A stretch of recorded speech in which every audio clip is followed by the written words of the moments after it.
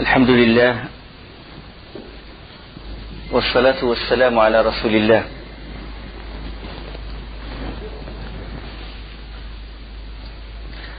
À la porte de Médine. À la porte de Médine, comme j'ai dit, un homme s'arrêta et brandit son épée. C'était Abdullah ibn Abdillah ibn Ubay ibn Saloul. Les compagnons, ils laissent passer les compagnons, et quand son père, Abdullah ibn Ubay ibn Saloul, passa à côté de lui, il l'arrêta. Et il lui dit, par Allah, tu ne rentreras à Médine que si le messager d'Allah te l'autorise. Et c'est lui. Et c'est lui le plus élevé. C'est lui le plus élevé, le plus puissant, et c'est toi le plus bas et le plus faible. Huwa al-a'az wa anta al-adl. Abdullah ibn Ubay fut étonné de la réaction de son fils. Il n'a pas pris au sérieux ce qu'il a dit et il s'avança. Et puis Abdullah, son fils, il mit l'épée, le bout de l'épée, sur la poitrine de son père. Il a dit, tu ne rentreras pas sauf s'il te l'autorise. Wallahi la tadkhul. Je ne te laisse pas rentrer. L'information est parvenue au prophète sallam. Aussitôt il est intervenu, il a envoyé quelqu'un dire, le messager d'Allah t'autorise de rentrer à Médine. Le prophète sallam lui autorisa de rentrer à Médine. C'est qu'après que son fils se retira, il le laissa rentrer à Médine. La fierté de l'islam. L'islam, il a repris sa fierté. Abdullah ibn Ubay, il n'a plus de valeur alors qu'il était l'un des chefs de Khazraj. Bien sûr, ceci n'a fait qu'accentuer la haine dans le cœur de cet hypocrite. Ceci n'a fait qu'accentuer la haine dans le cœur de cet hypocrite. Zayd ibn Arqam. Zayd ibn Arqam qui a entendu ce qu'a dit Abdullah ibn Ubay ibn Saloul, quand les compagnons l'ont démenti et ils n'ont pas cru à ce qu'il a dit, ils ont dit au prophète peut-être qu'il a mal interprété la chose et tout, était chagriné à cause de ça. Pourtant il a entendu ça. Il a entendu que Abdullah ibn Ubay, il a dit ça, la yukhrijanna al-a'azz min al-adhal, que le plus puissant, le plus fort et le plus élevé va chasser le plus bas et le plus faible. Et il a été, comme j'ai dit, envahi par un immense chagrin. Le hadith, il se trouve dans le Bukhari. Et pendant ce temps-là, le prophète sallam, il reçut la révélation d'un chapitre du Coran intitulé Al-Munafiqun, les hypocrites, dans les paroles les paroles que Zayd a dit, avait rapporté, se sont attribuées au grand hypocrite qui est Abdullah ibn Ubay ibn Saloul. Et le prophète sallam, il poussa son cheval vers Zayd ibn Arqam. Et il trouva Zayd ibn Arqam en train de marcher, la tête baissée, et chagriné, et puis il a pris son oreille, il a pris l'oreille, et il a dit, garçon, Allah a confirmé ce qu'a entendu cette oreille. Il a dit ça à Zayd ibn Arqam. Et le lendemain, il récita, sallallahu alayhi wa sallam, les versets de la sourate Al-Munafiqun. A'udhu billahi as-sami' al-alim min ash-shaytan ar-rajim. Bismillahir rahmanir rahim. Idha ja'aka al-munafiqun qalu nashhadu innaka la rasulullah wallahu ya'lamu innaka la rasuluhu wallahu yashhadu innal munafiqina lakadhibun. Quand les hypocrites viennent à toi, ils disent, nous attestons que tu es certes le messager d'Allah. Allah sait que tu es vraiment son messager, et Allah atteste que les hypocrites sont assurément des menteurs. اتخذوا أيمانهم جنة فصدوا عن سبيل الله اتخذوا أيمانهم جنة فصدوا عن سبيل الله إنهم ساء ما كانوا يعملون. Ils prennent leur serment pour bouclier et obstruent le chemin d'Allah. Quelle mauvaise chose que ce qu'ils faisaient. Ils prennent leur serment comme bouclier. Ils se protègent en disant, ils font la shahada, ils font la prière, c'est pour se protéger. Pour se protéger des tes mains des musulmans. Bouclier. هم الذين يقولون لا تنفقوا على من عند رسول الله حتى ينفضوا ولله خزائن السماوات والأرض ولكن المنافقين لا يفقهون. Ce sont eux qui disent ne dépensez point pour ceux qui sont auprès du messager d'Allah afin qu'ils se dispersent, et c'est à Allah qu'appartiennent les trésors des cieux et de la terre, mais les hypocrites ne raisonnent pas.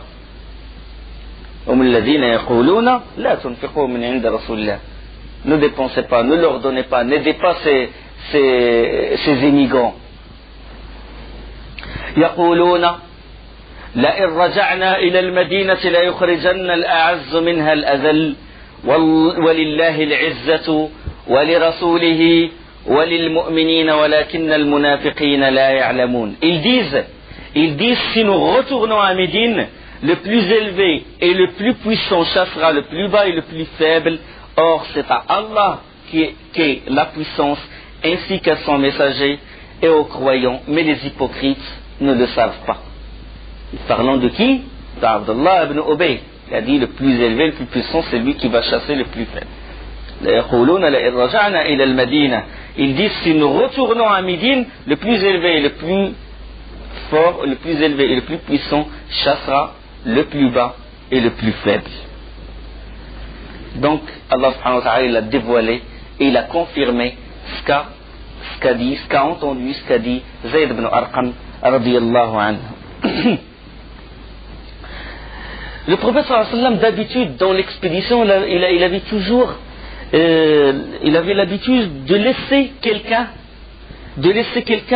en arrière de l'armée pour voir est-ce qu'ils ont oublié quelque chose, est-ce qu'ils ont laissé quelque chose. Et c'est Safwan ibn al-Mu'attal qui a cette mission. Lui, il reste toujours derrière. Il voit, ou peut-être qu'ils vont être attaqués par derrière ou quelque chose. Donc, est-ce qu'ils ont oublié quelque chose? Donc, il avait cette mission. Et il n'avait pas passé la nuit dans le camp. Et il a perçu une silhouette. Il se dirigeait vers cette silhouette et il a reconnu. Il a reconnu que c'est Aïcha parce qu'il a l'habitude de la voir avant que les versets du hijab, du voile, ne furent révélés. Il l'a reconnu. Et puis il a dit Inna lillahi wa inna ilayhi raji'un. Inna lillahi wa inna ilayhi raji'un. Nous appartenons à Allah. En vérité, nous sommes à Allah et c'est à lui que nous devons retour. C'est à lui que nous retournerons. Et Aïcha s'est réveillée quand elle a entendu Safwan ibn al-Mu'attal faire l'istirja, dire ceci.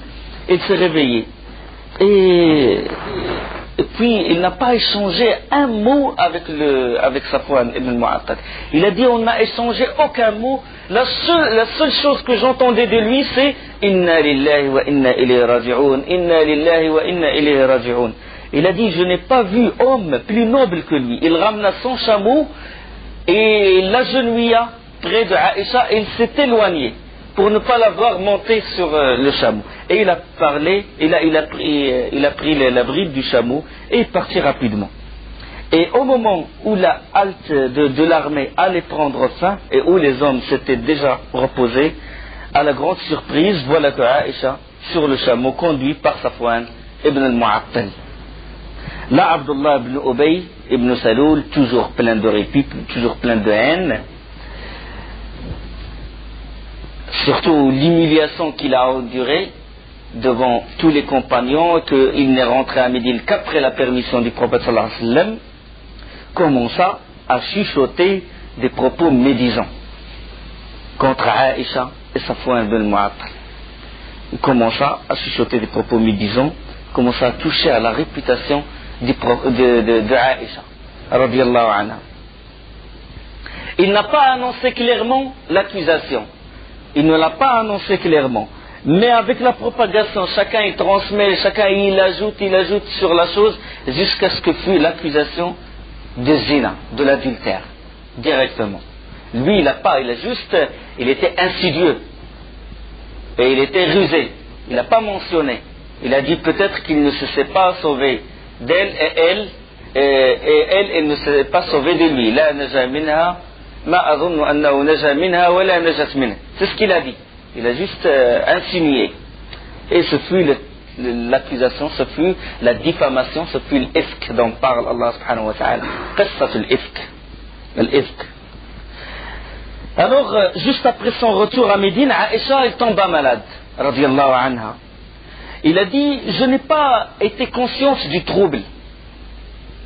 Tout le monde fut agité, il y a un scandale si vous voulez, agité par ces propos médisants. Et Aïcha n'était pas au courant. Elle n'était pas au courant de ce que disaient les gens. Jamais il n'a pensé de choses pareilles. Et elle tomba malade.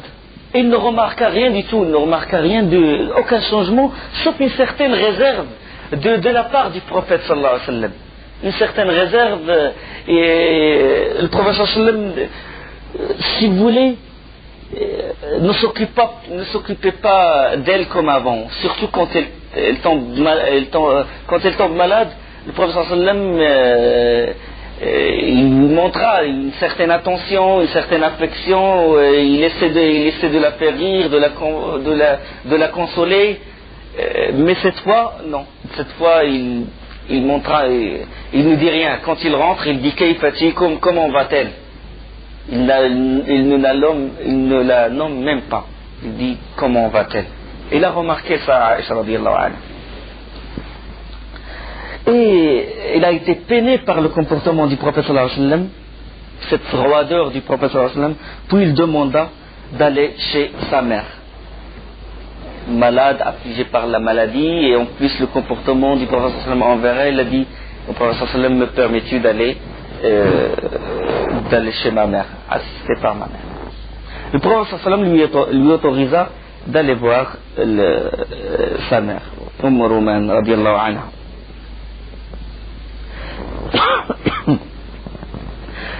Durant cette période, Médine, secouée par ce trouble-là, la médisance, les propos médisants, l'accusation de l'adultère contre Haram Rasul sallallahu alayhi wa sallam, la femme du prophète sallallahu alayhi wa sallam, Aïcha, et durant ce temps-là, la révélation Allah subhanahu wa ta'ala interrompa la révélation. Presque un mois d'interruption. Qui dit révélation dit miséricorde. وَنُنَزِّلُ مِنَ الْقُرْآنِ مَا هُوَ شِفَاءٌ وَرَحْمَةٌ لِلْمُؤْمِنِينَ. On fait descendre du Coran, on fait descendre le Coran fait descendre du Coran ce qui est miséricorde et une guérison pour les croyants. Rahma. Allah subhanahu wa ta'ala, c'est comme s'il a voulu punir les gens. Ces gens-là qui propageaient, pourtant des musulmans, et ils propageaient les propos médisants sur cette déqa, la véridique, Aïcha radiyallahu anha. La valeur, la grandeur de ce péché, le fait de dire des choses, le fait de ne pas de dire des choses dont on n'est pas sûr, de propager des choses sur des gens dont on n'est pas sûr, c'est grave. Le regard d'Allah subhanahu wa ta'ala, il les a châtiés en arrêtant carrément le wahi. Et le prophète sallallahu alayhi wa sallam, il attendait toujours, il a voulu qu'il recevoir une confirmation d'Allah sur ce qui s'est passé. Il attendait la révélation, il l'espérait, mais comme rien ne venait, qu'est-ce qu'il a fait? Il a convoqué ses plus proches parents, à savoir Ali radiyallahu anhu et Zayd et Osama ibn Zayd radiyallahu anhuma. Osama, il a dit, c'est ta famille, c'est ton épouse, et nous ne connaissons d'elle que du bien. Nous ne connaissons d'Aïcha que du bien. Tout ça, ce n'est que du faux, tout ça n'est que de purs mensonges. Ali radiyallahu anhu, il a dit, Allah ne t'a pas limité. Il y a bien des femmes en dehors. Si le problème s'est créé à cause d'elle, donc il y a d'autres femmes. Tu peux choisir les femmes que tu veux. Mais cependant, il a conseillé le professeur, il a dit, interroge la servante de Aïcha. On sait que la servante, avec sa maîtresse, ils sont toujours, il y a une confidentielle. Il a dit, interroge la servante. Jusqu'à quel point la rumeur s'est transmise jusqu'à quel point le trouble, toute Médine a été victime de ce trouble, à cause des hypocrites, à cause des langues des hypocrites, et à cause aussi des musulmans qui écoutent ces hypocrites-là, qui les aident et qui propagent sans...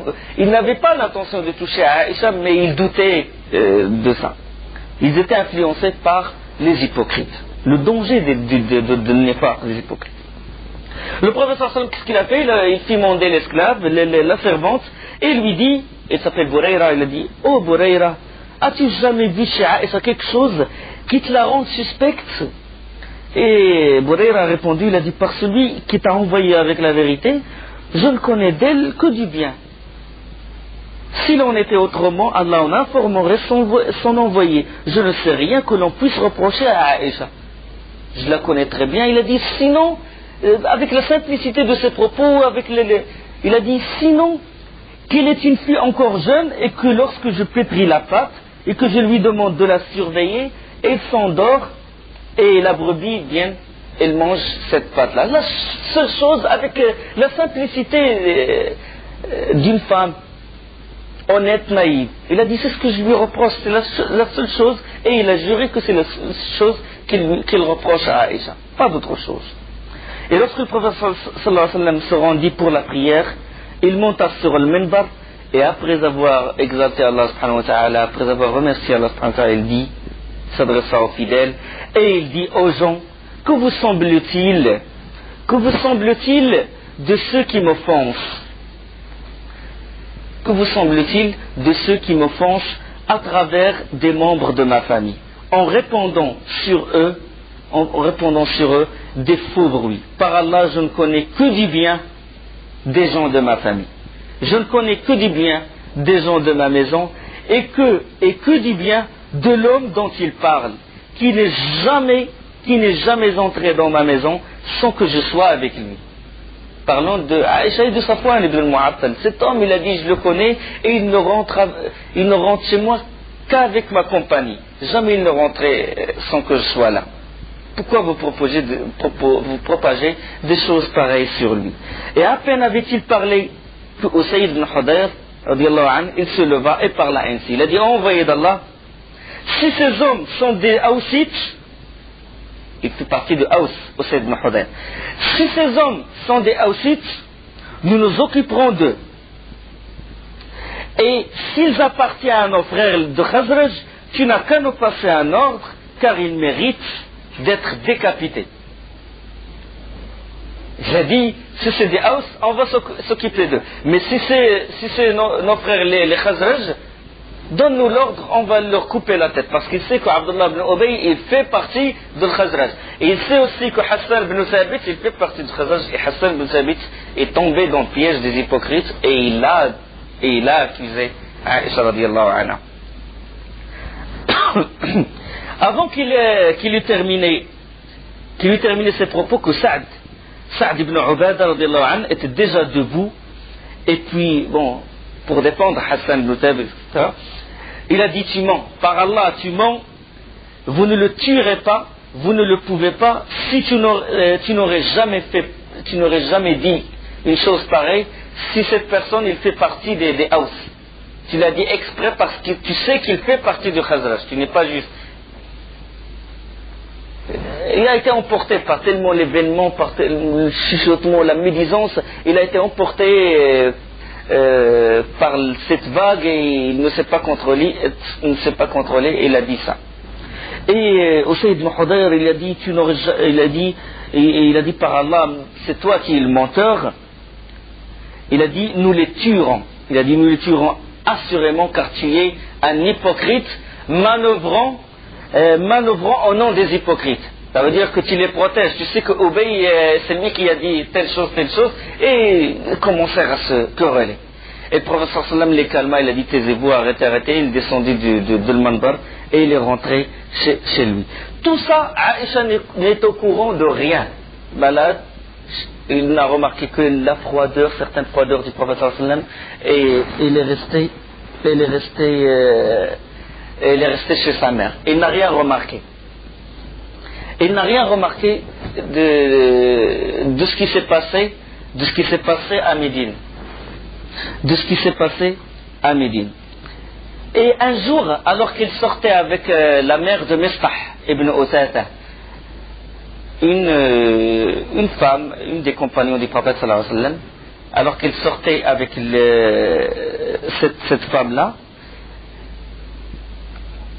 cette femme est la mère de Mistah. Mistah, c'est l'un des émigrants qui a participé à la bataille de Badr. Et il est sorti avec elle un soir, et alors qu'elle marchait à son côté, la mère de Mistah trébucha sur sa robe et s'écria: malheur à Mistah. Que trébuche Mistah, malheur à Mistah. Et Aïcha, il a répondu, il a dit qu'Allah ne plaise. Il a dit, voilà donc une parole, une vilaine chose à dire. Comment tu dis une chose pareille sur quelqu'un qui fait partie des gens de Badr, qui a participé à la bataille de Badr? Et Mistah a répondu, il a dit, fille d'Abu Bakr, se peut-il que la nouvelle ne t'ait pas atteinte? Il a dit, quelle nouvelle? Quelle nouvelle? J'ai rien entendu. Et alors Mistah, il a fait le récit, il a parlé de la diffamation et de la façon dont cette diffamation se colportait. Et Aïcha, il retomba malade à cause de ce qu'a dit Mistah, et il retourna chez elle. Directement, il retourna chez sa mère, et il appela sa mère, il a dit: mère, qu'Allah te pardonne, les gens parlent, et tu ne m'en souffles pas un mot. Et sa mère, elle a dit: ma petite fille, ne le prends pas si à cœur. Par Allah, il est rare qu'une femme belle, mariée à un homme qu'il aime, échappe aux désagréments que multiplient contre elle les autres épouses. Il a dit: ne prends pas les choses à cœur.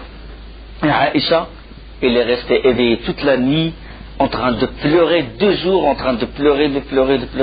Il a dit: j'ai pleuré jusqu'à me fondre le cœur. Subhanallah, l'innocente, comment les gens osent dire une telle chose sur elle. Radiyallahu anha. Et alors là, un jour quand elle était chez ses parents, une femme parmi les Ansar est venue voir Aïcha, et il a demandé permission pour rentrer voir Aïcha dans sa chambre, et Aïcha lui a permis, puis il s'est assis, cette femme Ansarite près de Aïcha, commença à pleurer avec elle pour la consoler, pour la réconforter. Et le professeur sallam, pendant ce temps-là, il rentra, il dit: oh Aïcha, il s'assit près de Aïcha, il lui dit: oh Aïcha, on m'a dit telle et telle chose sur toi, et si tu es innocente, Allah ne manquera pas de proclamer ton innocence. Et si tu as fait quelque chose de mal, demande-en pardon à Allah et repens-toi, car en vérité, si le serviteur d'Allah demande pardon et se repent à Allah, Allah lui pardonne. Et Aïcha, il le regarde étonné, comment il doute d'elle, le prophète sallallahu alayhi wa sallam. Puis il se tourna vers son père, il a dit: père, réponds à l'envoyé d'Allah, réponds. Et Abu Bakr radiyallahu anhu, il a dit: je ne sais pas que dire à l'envoyé d'Allah. Et il se tourna vers sa mère, il a dit: réponds à l'envoyé d'Allah pour moi, mère, réponds à l'envoyé d'Allah pour moi, défends-moi. Et sa mère, il a dit pareil, il a dit: je ne sais pas que dire à l'envoyé d'Allah. Subhanallah.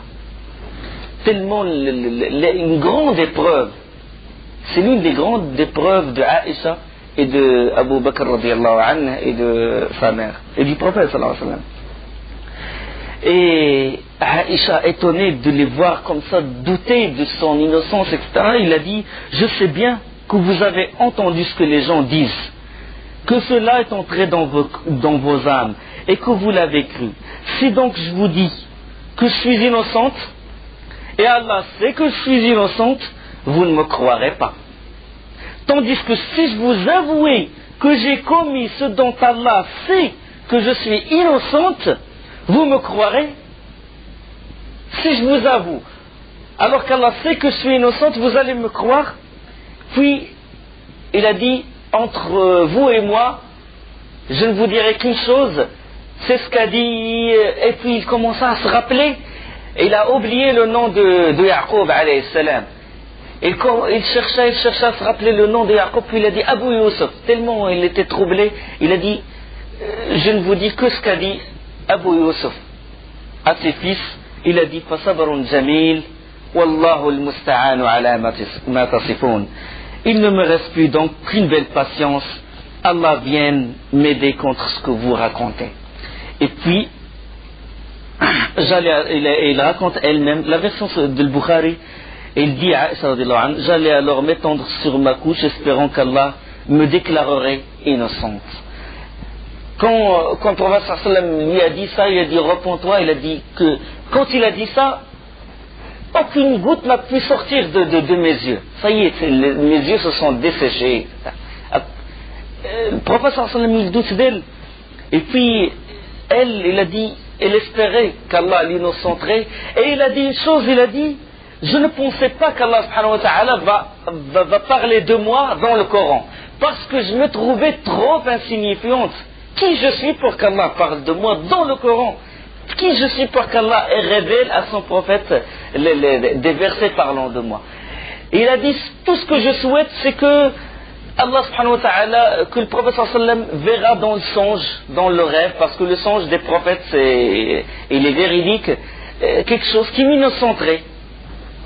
Et il se retirait, radiyallahu anha, et le prophète sallam resta un moment. Il resta un moment, puis il fut touché par les agitations. Quand il reçoit la révélation, il reçoit une certaine pression, il montre certains signes que des perles de sueur il coule sur son visage et son corps, et qu'Abu Bakr radiallahu anhu et Roman, ils connaissent les manifestations de la révélation. Le prophète sallam, en ce moment-là, il commença à avoir ces signes-là. Et Abu Bakr, quand il le voit, il a dit, jamais je n'ai été mis à l'épreuve qu'à ce moment-là. Il a dit, j'avais peur que si le prophète sallam recevait une révélation qui confirmait ce que disent les gens. Il a dit, j'étais dans une situation critique. Et Aïcha, il a dit, Wallahi, il a dit, cette révélation, cette manifestation ne m'a même pas troublé parce que je savais que je suis innocente. Je savais que je suis innocente. Et puis lorsque la pression il fut relâchée, le prophète sallam a reçu la révélation et il dit d'une voix vibrante de joie, ô Aïcha, loue Allah car il t'a déclaré innocente. Allah subhanahu wa ta'ala il a déclaré que Aïcha était innocente par les versets du Coran. Coran, qu'on lira jusqu'au jour dernier, qu'Allah subhanahu wa ta'ala l'a innocenté, Aïcha, la véridique, la fille du véridique. Et puis Roman, la mère de Aïcha, elle a dit, lève-toi et va vers l'envoyé d'Allah. Lève-toi et réjouis et tout. Il a dit à Aïcha, lève-toi et va vers l'envoyé d'Allah. Il a dit, par Allah, je n'irai pas le voir. Il a dit, je n'irai pas à lui et je ne louerai qu'Allah. Tellement il a été touché par les propos médisants des gens. Il a dit ceci, il a dit, la ahmadu illallah, la aqumu ilay, wallahi la aqumu ilay. Radiyallahu anha. Les paroles divines qui innocentent à Aïcha, radiyallahu anha, dans Surah An-Nur, إن الذين جاءوا بالإفك عصبة منكم. سورة النور. إن الذين جاءوا بالإفك عصبة منكم لا تحسبوه شرا لكم بل هو خير لكم لكل امرئ منهم ما اكتسب من الإثم والذي تولى كبره منهم له عذاب أليم. والذي تولى كبره منهم له عذاب أليم. Ceux qui sont venus avec la calomnie, la calomnie, la diffamation mensongère, les paroles mensongères, ceux qui sont venus avec la calomnie sont un groupe d'entre vous. Ne pensez pas que c'est un mal pour vous, mais plutôt c'est un bien pour vous, à chacun d'eux ce qu'il s'est acquis comme péché. Celui d'entre vous qui s'est chargé de la plus grande part aura un énorme châtiment. Celui d'entre vous qui s'est chargé de la plus grande part, ce fut qui? Abdullah ibn Ubay ibn Salul. C'est lui qui était en arrière-plan. C'est lui qui propageait. لولا إذ سمعتموه ظن المؤمنون والمؤمنات بأنفسهم خيرا وقالوا هذا إفك مبين Pourquoi, lorsque vous l'avez entendu, les croyants et les croyantes n'ont-ils pas en eux-mêmes conjecturé favorablement et n'ont-ils pas dit c'est une calomnie évidente? Allah subhanahu wa ta'ala, il a évoqué la position de Abu Ayyub al-Ansari radiyallahu anhu. Abu Ayyub, ce verset-là, il fut révélé à son propos, c'est-à-dire qu'Allah subhanahu wa ta'ala l'a complimenté. Il a dit à son propos ce verset-là: لولا إذ سمعتموه ظن المؤمنون والمؤمنات بأنفسهم خيرا وقالوا هذا إفك مبين. Lorsque vous l'avez entendu, normalement vous devez conjecturer favorablement, vous ne devez pas avoir d'arrière-pensée et vous devez dire que c'est du pur mensonge. Abu Ayyub, sa femme, vint lui dire: Abu Ayyub, est-ce que tu as entendu? Tu as entendu ce qui se passe à Médine? Il a dit oui. Et Ayyub, il a dit: qu'en penses-tu? Puis il a dit: Ayyub, est-ce que toi tu oses faire ceci? Est-ce que toi tu oses faire ce genre de choses? Ce qu'ils disent de Aïcha, tu oses le faire? Il a dit: Allah ne plaise, jamais je le ferai. Il a dit: est-ce que moi je peux le faire? Est-ce que moi j'ose faire ceci? Il a dit: jamais. Je t'ai jamais connu, je t'ai connu toujours vers le droit chemin. Jamais je crois que tu pourrais le faire. Et il a dit: Aïcha est mieux que toi, est meilleur que toi, est plus pudique. Et Safwan ibn Mu'attal, il est mieux que moi. Ah, solution, raisonnement clair et net. Radiyallahu anhu. لولا جاءوا عليه بأربعة شهداء فإذا لم يأتوا بالشهداء فأولئك عند الله هم الكاذبون. Alors il faut toujours s'assurer, il faut toujours qu'il y ait des témoins. Pourquoi n'ont-ils pas produit à l'appui de leurs accusations 4 témoins? S'ils ne produisent pas de témoins, alors ce sont eux auprès d'Allah les menteurs. ولولا فضل الله عليكم ورحمته في الدنيا والآخرة لمسكم فيما أفضتم فيه عذاب عظيم. N'eût été la grâce d'Allah sur vous et sa miséricorde ici-bas comme dans l'au-delà, un énorme châtiment vous aurait touché par cette calomnie dans laquelle vous vous êtes lancé. Allah subhanahu wa ta'ala a failli jeter un châtiment, châtier tout le monde à cause de cette calomnie. Voilà la médisance, les conséquences de la médisance, le trouble que ça crée, d'écouter les hypocrites. إذ تلقونه بألسنتكم وتقولون بأفواهكم ما ليس لكم به علم وتحسبوه هينا وهو عند الله عظيم. إذ تلقوه بألسنتكم, quand vous colportiez la nouvelle avec vos langues et disiez de vos bouches ce dont vous n'avez aucun savoir et vous le comptiez comme insignifiant alors qu'auprès d'Allah cela est énorme. Alors qu'auprès d'Allah cela est énorme. يعظكم الله أن تعودوا لمثله أبدا إن كنتم مؤمنين.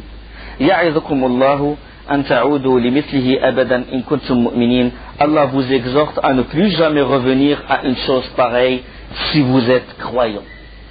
Il vous met en garde, ne revenez jamais à une chose pareille. ويبين الله لكم الآيات والله عليم حكيم. Allah vous expose clairement les versets et Allah est omniscient et sage. إن الذين يحبون أن تشيع الفاحشة في الذين آمنوا لهم عذاب أليم في الدنيا والآخرة والله يعلم وأنتم لا تعلمون. Ceux qui aiment que la turpitude se propage parmi les croyants auront un châtiment douloureux ici-bas comme dans l'au-delà. Allah sait et vous ne savez pas. الذين يريدون أن تشيع, il aime que la turpitude se propage. هذه مصيبة. La turpitude se propage parmi les croyants. Ils veulent toucher la réputation des croyants. Et ici, ils touchent la réputation de Aïcha radiyallahu anha, la meilleure des femmes du prophète sallallahu alayhi wa sallam, al-Hafid al-Zahabi, le grand savant al-Hafid al-Zahabi qui sort de l'école salafi d'Ibn Taymiyyah. Ibn Kathir, Ibn al-Qayyim, al-Hafiz al-Zahabi, tous ceux-là sont des élèves d'Ibn Taymiyyah. Donc, Kitab Sir A'lam al-Nubala, quand il parle de la biographie des hommes, il parle de Aïcha. Puis il a ramené des propos sur la divergence des savants, qui est la meilleure. Est-ce que c'est Aïcha ou Khadija? Et puis il a dit: je n'arrive pas à trancher. Je n'arrive pas à trancher qui la meilleure, est-ce que c'est Aïcha ou c'est Khadija. Tout ce dont je suis sûr, une chose, c'est que Aïcha c'est la plus savante femme sur terre. La plus savante. Je suis sûr que c'est Afqahu Nisa et Ahl al-Ard. Première chose. Deuxième chose, c'est que je suis sûr que c'est la compagne du prophète sallallahu alayhi wa sallam au paradis. هذه سيرة عائشة رضي الله عنها. وإن الذين يحبون أن تشيع الفاحشة في الذين آمنوا لهم عذاب أليم في الدنيا والآخرة والله يعلم وأنتم لا تعلمون ولا يأت لأولو الفضل منكم والسعة أن يؤتوا أولي القربى والمساكين والمهاجرين في سبيل الله وليعفوا وليصفحوا ألا تحبون أن يغفر الله لكم والله غفور رحيم ألا تحبون أن يغفر الله لكم والله غفور رحيم. Et que les bonnes personnes et les détenteurs d'aisance parmi vous ne jurent pas de ne plus faire de dons, ne jurent pas de ne plus faire des dons aux proches, aux pauvres et à ceux qui émigrent dans le sentier d'Allah, qu'ils pardonnent et absolvent. N'aimez-vous pas qu'Allah vous pardonne, et Allah est pardonneur et miséricordieux. Abu Bakr radiallahu anhu, ce verset se révélait à propos de Abu Bakr. Abu Bakr, il avait pris l'habitude de verser régulièrement à Mistah ibn Usata, celui qui a déclaré clairement que l'adultère. Abu Bakr avait l'habitude de verser régulièrement à Mistah, qui faisait déjà partie de sa parenté, une certaine somme d'argent, une allocation. Il lui donne chaque mois ou une allocation, une espèce. Et à la suite de cet incident, il déclare, il a dit jamais plus, par Allah, je ne donnerai quelque chose à Mistah. Et jamais plus, je ne lui accorderai une faveur après ce qu'il a dit contre Aïcha, et après le chagrin qu'il nous a causé. Tellement il a été touché, Abu Bakr radiallahu anhu. La réputation c'est très important. Il touche subhanallah, la réputation de sa propre fille, la réputation à lui, son honneur. Subhanallah, le compagnon du prophète sallallahu alayhi wa sallam. Et quand Allah subhanahu wa ta'ala il révéla ألا تحبون أن يغفر لكم, qu'il pardonne et absolve, فليعفوا وليصفحوا ألا تحبون أن يغفر لكم. N'aimez-vous pas qu'Allah vous pardonne, et Allah est pardonneur et miséricordieux. Quand Abu Bakr il a entendu ce verset, il a dit si je veux qu'Allah me pardonne, et il courut vers Mistah et il lui dit je te remets cette allocation que je te donnais d'habitude, je vais la remettre, je veux qu'Allah me pardonne. Radiallahu anhu, Abu Bakr, il ne lui retira pas ce don. إن الذين يرمون المحصنات الغافلات المؤمنات لعنوا في الدنيا والآخرة ولهم عذاب أليم. Ceux qui lancent des accusations contre des femmes vertueuses, chastes et croyantes, Aïcha radiallahu anha, sont maudits ici-bas comme dans l'au-delà. Ils auront un énorme châtiment. يوم تشهد عليهم ألسنتهم وأيديهم وأرجلهم بما كانوا يعملون. Le jour où leur langue, leurs mains et leurs pieds témoigneront contre eux tout ce qu'ils faisaient. يوم تشهد عليهم ألسنتهم وأيديهم وأرجلهم. Tous ceux qui disent du mal sur Aïcha radiallahu anha, tous ceux qu'après, parce qu'il y avait le problème entre Muawiyah et Ali, tout ce qui s'est passé après. Tous ceux qui disent du mal sur Aïcha, ces versets-là, ils répondent. Celui qui touche à la réputation de Aïcha, et il propage des fausses accusations sur elle, ceux-là sont les alliés de qui? Sont les alliés de Abdullah ibn Ubay ibn Salul. Sont les alliés de Abdullah ibn Ubay ibn Salul. Il y avait un vrai allié après la fitna, qui est Abdullah ibn Saba al-Yahudi. Abdullah ibn Saba le juif, c'est lui qui a créé la discorde entre les musulmans. Il est pareil, c'est la même graine de l'hypocrisie. Donc tous ceux qui touchent à la réputation de Aïcha, ces versets-là répondent. Allah subhanahu wa ta'ala, Allah qui la défend. Allah subhanahu wa ta'ala a prescrit la sanction à appliquer contre ceux qui ont diffamé Aïcha, la femme honorable, sans preuve. Donc 80 coups de fouet. 80 جلدة. والذين يرمون المحصنات ثم لم يأتوا بأربعة شهداء فاجلدوهم 80 جلدة. Et ceux qui lancent des accusations contre des femmes chastes sans preuve, par la suite sans ramener 4 témoins, fouettez-les de 80 coups de fouet. 80 جلدة. Tu dis quelque chose, tu touches à la réputation d'un homme et tu rentres tranquille chez toi. Non, l'islam, il est juste. 80 coups de fouet. Allah. Comment parce que la religion, elle est venue, pourquoi? Pour protéger l'islam. Les lois, elles sont venues pour protéger d'abord la religion de la personne, pour protéger son honneur, pour protéger ses biens. On coupe la main du voleur si jamais ses biens sont volés, ou bien s'il lèse quelqu'un, il est injuste envers quelqu'un, il lui prend son argent. Il y a des juges, il y a les lois du l'islam qui s'appliquent pour que le lésé il aura son droit. 80 coups de fouet. Cette sentence, il fut appliquée à Mistah ibn Usada, pourtant un Badrit. Pourquoi? Il a entendu, il a répété ce qu'ont dit les hypocrites. 80 coups de fouet contre Mistah ibn Usada. 80 coups de fouet contre Hassan ibn Thabit.